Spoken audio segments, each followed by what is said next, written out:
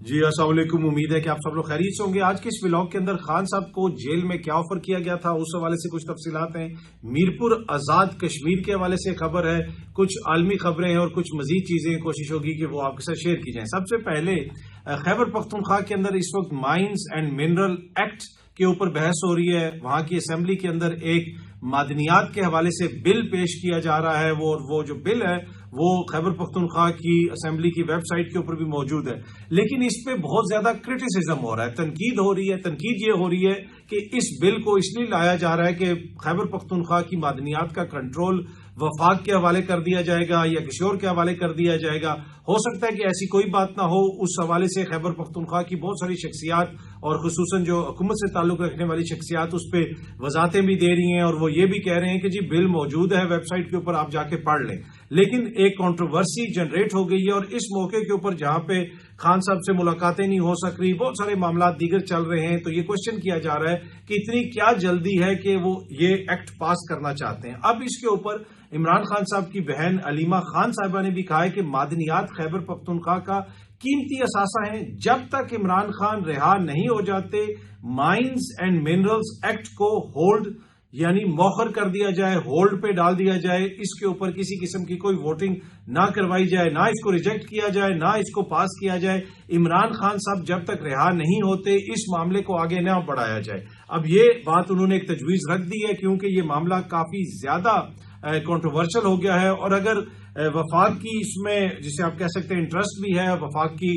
کوشش بھی ہے، کچھ لوگ یہ کہہ رہے ہیں کہ وہ چاہتے ہیں کہ جلدی جلدی اس معاملے کو آگے بڑھایا جائے، اس ایکٹ کو پاس کیا جائے، تو یہ معاملہ وفاق سے ڈسکس بھی ہو سکتا ہے خیبر پختونخوا کی حکومت کی جانب سے کہ عمران خان صاحب سے ملاقات کرنے دی جائے، ان کو یہ ایکٹ دکھایا جائے، اگر وہ گو ہیڈ دے دیتے ہیں تو پھر اس کو پاس کر دیا جائے جو بھی وہ کہتے ہیں۔ لیکن علیمہ خان صاحبہ نے کہا ہے کہ خیبر پختونخوا کی حکومت کو اس پہ زیادہ جلدی دکھانے کی ضرورت نہیں ہے، اور یہ معاملہ کیونکہ اب کنٹروورشل ہو گیا ہے تو اس کو موخر کیا جائے اور عمران خان کی اجازت سے مشروط کیا جائے۔ اب دیکھتے ہیں کہ علی امین گنڈا پور صاحب کی حکومت یا خیبر پختونخوا اسمبلی کیا کرتی ہے، وہ اس کو پاس کرتے ہیں، موخر کرتے ہیں، عمران خان کی اجازت کا انتظار کرتے ہیں، یا خود ہی اس کو آئیدر وے کوئی فیصلہ کر لیتے ہیں۔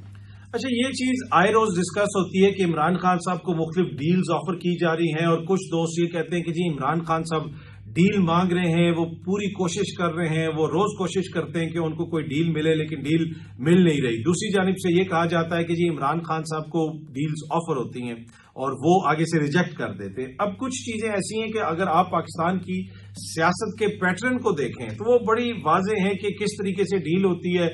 کیا ہوتا ہے یا کیا نہیں ہوتا ہے، NRO کس طریقے سے ہوا۔ اب عمران خان صاحب جو کر رہے ہیں، عمران خان صاحب جس قسم کی سیاست کر رہے ہیں اپنی حکومت کے خاتمے کے بعد، ہم نے اپنی حالیہ تاریخ میں، پاکستان کی تاریخ میں اس قسم کی سیاست نہیں دیکھی۔ جو بھی ہوتا ہے وہ ملک سے باہر بیٹھ کے کوئی بات کی جاتی ہے۔ ماضی کے اندر جب حکومتیں ختم ہوتی تھی حکمران باہر بھی چلے جاتے تھے اور بہت سارے معاملات ہوتے تھے، اور عمران خان صاحب کے اوپر بھی یہ دباؤ ڈالنے کی کوشش کی گئی۔ بلکہ یہ میں آج آپ کے ساتھ شیئر کرتا ہوں کہ عمران خان صاحب نے جب عمران خان صاحب کی حکومت کا خاتمہ ہوا اس کے بعد عمران خان صاحب باہر نکلے، بہت سارے معاملات ہوئے، پھر عمران خان صاحب کے اوپر ایک قاتلانہ حملہ ہوا، اس حملے میں ان کو گولیاں بھی لگیں۔ اس دوران جو بھی لوگ ان سے جا کے ملتے تھے مختلف چیزیں خان صاحب شیئر کرتے تھے، اکثر صحافیوں کی بھی خان صاحب سے ملاقات ہوتی تھی، تو ایک ملاقات کے اندر خان صاحب نے یہ بتایا، وہاں پہ میں بھی موجود تھا، کچھ اور صحافی بھی موجود تھے، خان صاحب نے یہ باقاعدہ اس چیز کا ذکر کیا کہ مجھے اس طرح کا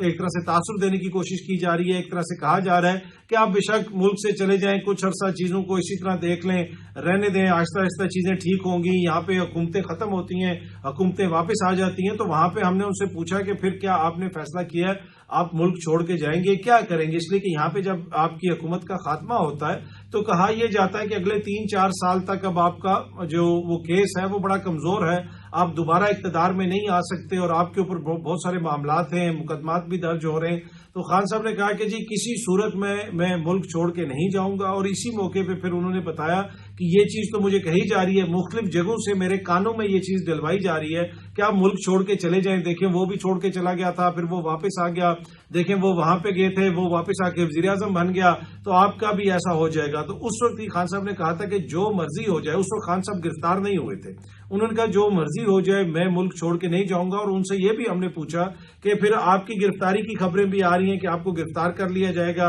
اور آپ کے اوپر بہت سارے مقدمات مزید قائم کیے جا سکتے ہیں اور بڑے سنگین نوعیت کے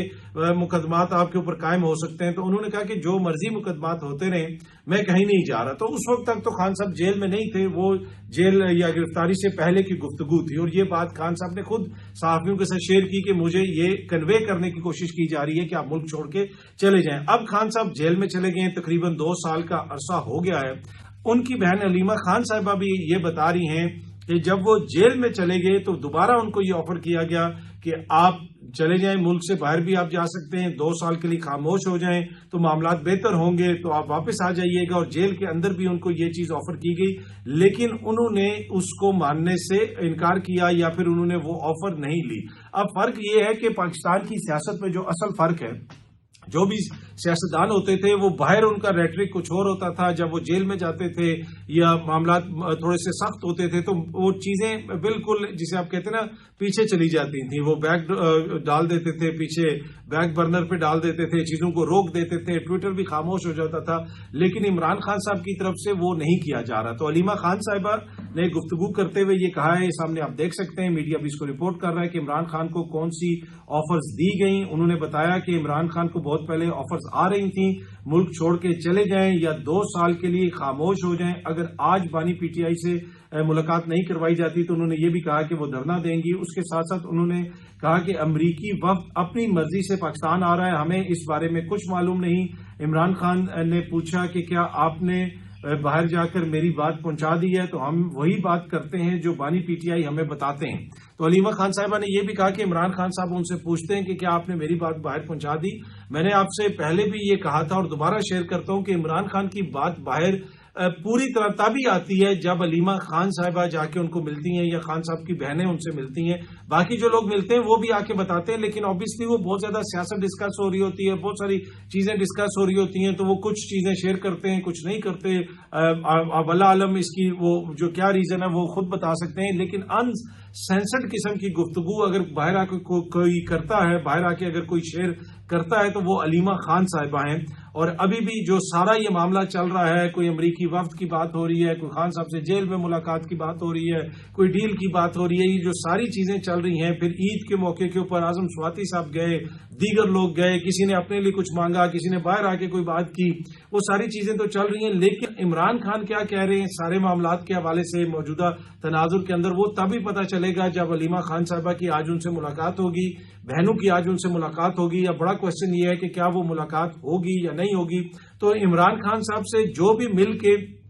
باہر آ کے کوئی بات کرتا ہے اس کے اندر, جس طرح میں نے آپ کو پہلے بھی کہا کہ یہ جماعت کے اندر سے بھی بہت ساری سورسز بتاتے ہیں کہ جی 3 دن کا آپ گیپ دیں, 3 دن کے اندر وہ بات کھل کے سامنے آئے گی. وہ فوراً جس طرح باہر بات آ جاتی ہے, وہ آدھی بات آتی ہے, پھر آدھی دوبارہ آتی ہے, پھر اگلے حصے میں آدھی آتی ہے. تو یہ جناب صورتحال ہے کہ خان صاحب کو آفرز تو دی گئی ہیں, اور اب جو لیٹسٹ یہ ہے کہ پاکستان تحریک انصاف کو کہا جا رہا ہے کہ آپ ٹیمپریچر تھوڑا سا کام ڈاؤن کریں, سوشل میڈیا کو خاموش کروائیں, اور سوشل میڈیا پہ اگر خاموشی ہوگی, پاکستان تحریک انصاف کی جانب سے تنقید کم ہوگی تو چیزوں کو بہتر کرنے میں آسانی ہوگی. یہ تحریک انصاف کے اندر کی جو سورسز ہیں, اندر کے جو سینئر لیڈران ہیں, وہ یہ بتا رہے ہیں, اور بلکہ وہ اپنے ساتھیوں کو بھی یہ کنوے کر رہے ہیں کہ جناب یہ سوشل میڈیا کو چپ کرائیں, اس میں تھوڑی سی خاموشی لے کے آئیں. ایک تو سوشل میڈیا نے ہمیں کہیں کا نہیں چھوڑا, ان کی جو اپنی لیڈرشپ ہے وہ یہ کہتے ہیں کہ ایک طرح سے ان کا پارٹی کے اوپر سے جس طرح وہ کہتے ہیں نا کنٹرول ختم ہو گیا سوشل میڈیا کی وجہ سے. وہ کچھ بھی کرتے ہیں, وہ کوئی بات کرتے ہیں اور بات کی تفصیلات سوشل میڈیا پہ آ جاتی ہیں, سوشل میڈیا آگے سے تنقید کرتا ہے. اس وقت اگر تحریک انصاف کو باہر کوئی چیز جسے آپ کہہ سکتے ہیں لیڈ تو نہیں میں کہوں گا, لیکن کوئی چیز گائیڈ کر رہی ہے, تو اس میں سوشل میڈیا کا بڑا کردار ہے. اور اس میں 90% چیزوں پہ جو ان کا ورکر ہے وہ اس چیز پہ متفق ہے کہ اس سے جماعت کو نہ آئی ڈونٹ نو جو باہر جماعت ہے اس کو کتنا فائدہ ہو رہا ہے یا نقصان ہو رہا ہے, لیکن خان صاحب کی سیاست کو اگر کسی نے زندہ رکھا ہوا ہے اور خان صاحب کی کاز کو کسی نے زندہ رکھا ہوا ہے تو اس میں سوشل میڈیا کا بڑا کردار ہے. تو اس وجہ سے بڑی ٹرکی بحث ہے جو جماعت کے اندر بھی ہو رہی ہے. اب یہ minerals mines and minerals act जो मादनियात के हवाले से कानून लाया जा रहा है खैबर पख्तूनख्वा में, ये तो असेंबली से पास भी शायद हो जाता, लेकिन सोशल मीडिया के ऊपर ये मामला उठा है, सोशल मीडिया पे इसके ऊपर क्वेश्चंस आए हैं, तो अब हलीमा खान साहबा भी कह रही हैं कि इसको मौखर किया जाए। और बड़ा क्वेश्चन है ये भी किया जा रहा है कि भाई आपको मैंडेट मिला है इमरान खान साहब की रिहाई के लिए, इमरान खान साहब को बाहर लाने के लिए, इतनी आपको क्या जल्दी है कि आप इस तरह का जो है वो कानून लाना चाहते हैं। लेकिन हो सकता है कि ये कानून सूबे के लिए बेहतर हो, कानून इसलिए लाया जा रहा हो कि सूबे के अंदर इन्वेस्टमेंट आए, और यही हुकूमत कहती है। पर एनीवे अब हलीमा खान साहबा ये कह रही हैं कि आप इसको मौखर करें, और क्योंकि ये कंट्रोवर्शियल हो गया है, इमरान खान की इजाजत से इसको मशरूत करें। इमरान खान साहब अगर ये इतना अच्छा है तो इमरान खान साहब से इजाजत मिल जाएगी, आप जाके उनको दिखा दें और उसके बाद इसको पास कर दें। एनीवे जनाब, ये लेटेस्ट है। लेटेस्ट अब जो बात चल रही है वो यही है कि पाकिस्तान तहरीक इंसाफ कुछ चीजों को काम डाउन करे, चीजों को ठंडा करे, ताकि मामलात को आगे बढ़ाया जा सके। अब इसमें हतमी चीजें तभी पता चलेंगी जब हलीमा खान साहिबा की मुलाकात होगी और खान साहब उस पर क्या बात करते हैं, क्या मौकिफ रखते हैं। जब वो मौकिफ बाहर आएगा तो फिर उसके ऊपर आप तफसील से बात कर सकते हैं।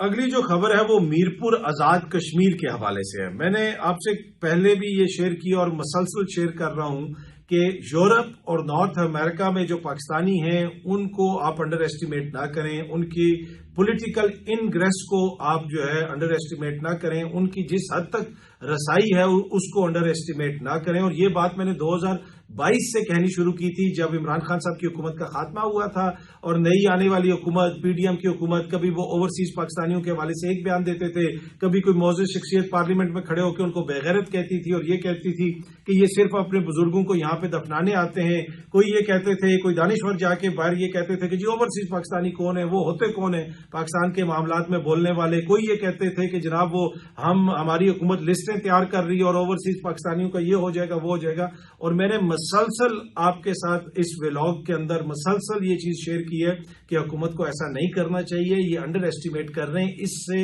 इनको नुकसान होगा। और इनके लिए दो ही बड़े चैलेंजेस हैं, एक खैबर पख्तूनख्वा और दूसरा ओवरसीज पाकिस्तानी। और वक्त के साथ साथ ये देखेंगे कि इनके लिए मसाइल खड़े होंगे। ये चीज मैं मसलसल शेयर करता रहूं। पर एनीवे आज कहने का मकसद ये है कि ओवरसीज पाकिस्तानियों की कितनी ज्यादा इंग्रेस है बाहर के जो पॉलिटिकल निजाम है या वहां की जो जिसे आप पावर कॉरिडोर्स कह सकते हैं उसके अंदर। अब मीरपुर आजाद कश्मीर के हवाले से खबर ये आ रही है कि बरतानवी पार्लियामेंट के बर्मिंघम एंड मोजली से गालिबन जो मेंबर पार्लियामेंट हैं उन्होंने मीरपुर आजाद कश्मीर में एयरपोर्ट बनाने का मुतालबा किया। वो ये कहते हैं कि हजारों जो कश्मीरी हैं वो रहते हैं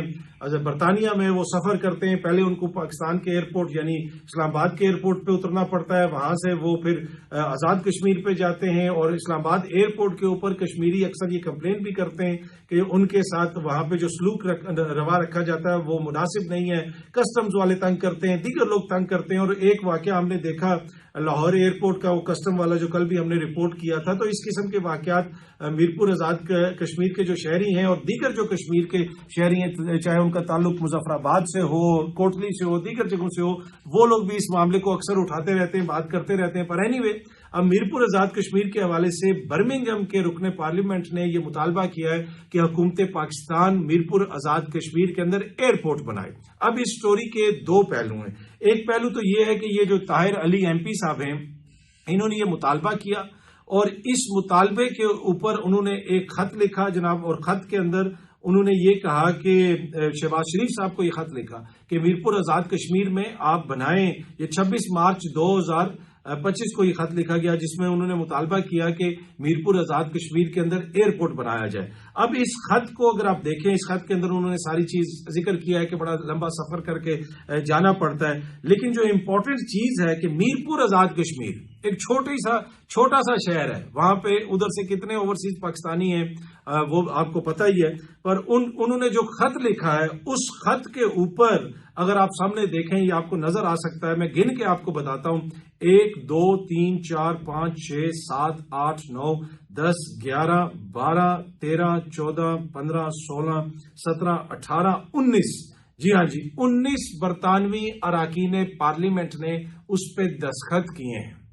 सिर्फ मीरपुर के एयरपोर्ट के ऊपर। انہوں نے یہ مطالبہ کیا شہباز شریف صاحب سے کہ جی یہ میرپور آزاد کشمیر میں آپ ایئرپورٹ بنائیں. اب دیکھتے ہیں کہ پاکستان کی حکومت کب میرپور آزاد کشمیر میں ایئرپورٹ بناتی ہے یا نہیں بناتی، لیکن اس سے آپ اندازہ لگا سکتے ہیں کہ کتنی زیادہ ان کو سپورٹ حاصل ہے. یہ ایک چھوٹا سا معاملہ ہے میرپور آزاد کشمیر کے ایئرپورٹ کا. جب اوورسیز پاکستانی کسی بڑے معاملے پہ کوئی بات کریں گے تو سپورٹ اس سے زیادہ بھی وہ گیدر کر سکتے ہیں، جنریٹ کر سکتے ہیں. یہ سمجھنے کی چیز ہے. پر اینی وے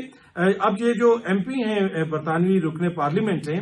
ان کے اوپر یہ بھی تنقید ہوئی کہ شاید انہوں نے برطانوی حکومت سے کہا ہے کہ جی آپ وہاں پہ ایئرپورٹ بنوائیں اور کوئی پیسہ خرچ کریں، تو اس کے اوپر انہوں نے ٹویٹ کر کے کہا کہ جی میرا جو پوائنٹ آف آرڈر تھا، جو میں نے وہاں پہ مدعا اٹھایا وہ یہ تھا کہ یہاں پہ ایئرپورٹ بنایا جائے اور حکومت پاکستان بنائے. میں نے برطانوی حکومت سے تو نہیں کہا، اس لیے کہ کچھ اراکین پارلیمنٹ نے اور وہاں پہ کوئی ایسی بات کی کہ شاید یہ کوئی برطانوی حکومت سے مطالبہ کر رہے ہیں، تو اس کے اوپر انہوں نے دوبارہ یہ ٹویٹ بھی کی ہے کہ جناب today I raised a point of order in the House of Commons regarding my social media post last week on new airport in Mirpur. اس میں انہوں نے بتایا کہ میری جو برمنگھم ہال گرین کی اور موزلی کی وہ جو میرا حلقہ ہے وہاں پہ بہت سارے کشمیری رہتے ہیں جو پاکستان کا سفر کرتے ہیں، اور ان کے ایئرپورٹ کے لیے میں نے یہ بات کی تھی اور یہ معاملہ میں نے اٹھایا تھا. اور انہوں نے ایک ویڈیو بھی وہاں پہ شیئر کی ہوئی ہے جس میں وہ کہہ رہے ہیں کہ میں پاکستانی گورنمنٹ کو ارج کر رہا ہوں کہ airport to build an international airport at Mirpur. تو اب دیکھتے ہیں جناب کہ یہ معاملہ آگے کس طرف جاتا ہے. میرپور آزاد کشمیر میں ایئرپورٹ بنتا ہے یا نہیں بنتا. بہت سارے جو آزاد کشمیر کے شہری ہیں، میرپور کے شہری ہیں، وہ عرصہ دراز سے یہ مطالبہ کر رہے ہیں حکومت پاکستان سے، آزاد کشمیر کی حکومت سے کہ میرپور میں ایک ایئرپورٹ بنایا جائے. اور اب میرپور کا جو ایئرپورٹ ہے وہ برطانوی پارلیمنٹ میں ڈسکس ہو رہا ہے. برطانوی اراکین پارلیمنٹ اس کے اوپر ایک دوسرے سے بحث کر رہے ہیں اور مختلف قسم کی وہاں پہ جسے آپ کہہ سکتے ہیں آرگومنٹ بھی ہو رہے ہیں اور بحث بھی چل رہی ہے. تو اب دیکھتے ہیں جناب میرپور میں کب ایئرپورٹ بنتا ہے. امریکہ نے یہ کہا کہ جی وہ ایران سے براہ راست مذاکرات کریں گے. اچھا یہ ٹرمپ صاحب ہے نا، ان کی وہ ذہنیت بزنس مینوں والی ہے. ہر جگہ پہ یہ کہتے ہیں جی ادھر بھی ہم براہ راست ڈیل کریں گے، ادھر بھی ہم براہ راست ڈیل کریں گے. وہ بزنس مین اکثر آپ کو یہ کہتے ہوئے سنائی دیں گے کہ جی مڈل مین کو کٹ کر دیں، مڈل مین کو کٹ کر دیں، ادھر پھر پروفٹ ہمارا زیادہ ہوگا. تو ٹرمپ کی بھی اسی قسم کی مینٹیلٹی ہے. وہ ہر چیز کو ایز اے بزنس ڈیل دیکھتے ہیں. اب تک وہ جو کچھ کر رہے ہیں امریکہ میں، ان کے خلاف مظاہرے بھی ہو رہے ہیں، احتجاج بھی ہو رہا ہے، اور عالمی سطح کے اوپر جو اسٹاک ایکسچینج کے ساتھ ہوا، عالمی مارکیٹس کے ساتھ ہوا، وہ بھی ہمارے سامنے ہے. لیکن وہ بضد ہیں کہ جناب میں امریکہ کو گریٹ دوبارہ بنا رہا ہوں اور ہر صورت میں امریکہ کو ہم گریٹ بنائیں گے. اینی وے انہوں نے یہ کہا ہے کہ جی ہم براہ راست ایران سے گفتگو کر رہے ہیں، اور اگر ایران سے ہماری گفتگو کامیاب نہیں ہوئی تو اس کا نتیجہ ایران کے لیے اچھا نہیں نکلے گا. اب دیگر جگہوں پہ بھی ہم دیکھ رہے ہیں کہ ہر جگہ پہ ٹرمپ جو ہے وہ ان کی کوشش ہے کہ براہ راست ہم ڈیل کریں. افغانستان کے اندر بھی آپ دیکھ رہے ہیں کہ انہوں نے پہلے بہت ساری چیزوں کو پاکستان کے ذریعے دیکھا جاتا تھا، قطر کے ذریعے دیکھا جاتا تھا، وہاں پہ بھی وہ براہ راست ہو گئے ہیں. اب وہ ایران کے ساتھ بھی براہ راست ہو رہے ہیں. اب اس کے نتیجے میں کیا کوئی حل نکلے گا، کیا ایران کے ساتھ کوئی معاہدہ ہوگا؟ مین ایشو یہ ہے کہ جو امریکہ کا سب سے بڑا اتحادی اور سب سے بڑا امریکہ جس کو سپورٹ کرتا ہے اور جس کے ہر غلط کام کی امریکہ سپورٹ کرتا ہے وہ ہے اسرائیل. اور اسرائیل جو غزہ میں کر رہا ہے، جو فلسطین میں کر رہا ہے، وہ سب کے سامنے ہے. حیرت انگیز طور پہ آئی ڈو ناٹ انڈرسٹینڈ کہ کیا یہ کوئی مغرب کی کوئی گلٹ ہے یا کیا ہے کہ وہ ہر چیز کو درگزر کر دیتے ہیں اور اس کے اوپر تنقید کرنے کے لیے بھی تیار نہیں ہے جو کچھ وہاں پہ فلسطینیوں کے ساتھ اسرائیل کر رہا ہے. اور بی بی سی اردو کی آج میں سٹوری پڑھ رہا تھا کہ جو لوگ اسرائیل کی قید میں تھے فلسطینی، ان کے ساتھ جو جو وہاں پہ ظلم کیا گیا، جو جو چیزیں بتائی گئی ہیں وہ بتا بھی نہیں آپ سکتے. اس کا ذکر کرتے ہوئے انسان کے رونگٹے کھڑے ہو جاتے ہیں. اور یہ ساری چیزیں امریکہ کو بھی پتہ ہیں، یہ ساری چیزیں مغرب کو بھی پتہ ہیں، لیکن اس کے باوجود ان کی ہر چیز کی سپورٹ کی جاتی ہے. اور آپ کو بتایا ایسے جاتا ہے کہ وہ جی مشرق وسطیٰ کی واحد ڈیموکریسی ہے. بھائی یہ کون سی ایسی ڈیموکریسی ہے جس کو چلانے کے لیے بچوں کے خون کی ضرورت ہے، بچوں کے خون کا ایندھن ادھر جلتا ہے. تو پر اینی وے اب یہ ایران سے بات کریں یا کسی اور سے بات کریں، لیکن حتمی اس کا جو بھی فیصلہ ہے وہ اسرائیل کرے گا. یہ میں آپ کو بھی بتا رہا ہوں، کسی کی بھی امریکہ میں حکومت ہو، مشرق وسطیٰ کے حوالے سے جو حتمی اینگل ہوتا ہے، جو حتمی بات طے کی جاتی ہے، وہ اسرائیل طے کرتا ہے، اس کا اس میں میجر کردار ہوتا ہے، اور شاید یہ بات ہمارے کچھ عرب ممالک کو سمجھ آ گئی ہے، اور اسی وجہ سے وہ اسرائیل کے ساتھ براہ راست مذاکرات بھی کر رہے ہیں، براہ راست تعلقات بھی بنا رہے ہیں، اور اسرائیلی ان ممالک میں بھی جا رہے ہیں جن ممالک میں آپ کوئی سوچ بھی نہیں سکتا کہ جی وہاں پہ تو جانے کی اجازت نہیں ہے، وہاں پہ طیارے بھی پہنچ رہے ہیں، وہاں پہ بات چیت بھی ہو رہی ہے، سب کچھ چل رہا ہے، اور آج سے نہیں چل رہا، گزشتہ چند برسوں سے یہ چل رہا ہے، اور اس ریئلائزیشن پہ پہنچنے تک میرے خیال میں امریکہ نے بڑا کلیدی کردار ادا کیا اور کنونس کیا ہے اپنے جو ان کے عرب یا خلیجی پارٹنرز ہیں ان کو یہ بات بتائی ہے کہ اگر آپ نے ان معاملات کو اس طرح سلجھانا ہے تو اس کے لیے آپ کو ہمارے دوست اسرائیل کو راضی کرنا پڑے گا، اور اس کے بعد پھر ہم دیکھ رہے ہیں کہ مشرق وسطیٰ سے اسرائیل کے ساتھ بہت زیادہ انگیجمنٹ ہو رہی ہے۔ ایران والا معاملہ حل ہوگا یا نہیں ہوگا؟ ایران کا معاملہ بھی تبھی حل ہوگا جب اس میں اسرائیل کی گو ایڈ ملے گی، اور باقی جو خطے کے دیگر ممالک ہیں obviously ان کی سے بھی ہے۔ اگلے آنے والے کچھ مہینے جو ہیں وہ بڑے امپورٹنٹ ہیں اس حوالے سے۔ بہت جلدی آپ سب دوستوں سے دوبارہ ملاقات ہوگی۔ Thank you very much.